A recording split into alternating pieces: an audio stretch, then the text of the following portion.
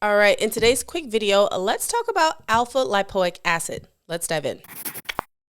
Now, alpha lipoic acid, or ALA, is a molecule that's naturally produced in the body, but it can also be found in your foods, especially organ meats, things like spinach, broccoli, potatoes, yams, carrots, and even things like yeast. Now, traditionally, we tend to use ALA as a very powerful antioxidant. So again, I tend to use this one when I see high levels of oxidative stress show up in one of our functional labs. However, it does have some other uses as well. Specifically, we see it used in diabetic neuropathy.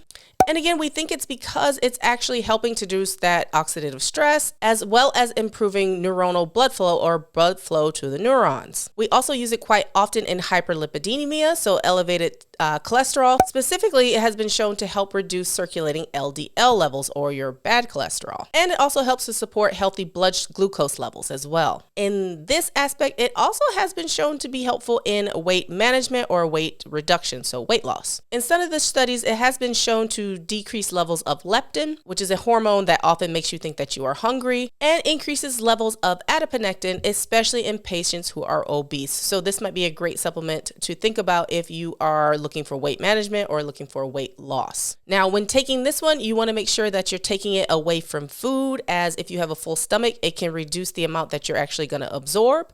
Now, dosages tend to be different depending on what you're looking for out of this antioxidant. Generally, we see oral dosages of up to 2 grams daily, and that can go kind of anywhere between 3 months to 2 years. And that's usually going to be done in divided dosage. This one can also be done through IV. And in some of the clinical trials, we generally see dosages of around 6,000 milligrams for about 3 weeks. But again, as with any supplement, always check in with your healthcare practitioner or your doctor before starting any new herb or supplement. Just because it's over the counter or just because it's available doesn't mean that it's safe or effective or right for you. All right, I hope that this video was helpful. If you have any questions about alpha lipoic acid, or if you want to share your experience, please do so in the comments below. Be sure to like and subscribe and come back to the channel so that you know when I post a new video next week. All right, I'll see you in the next one. Bye.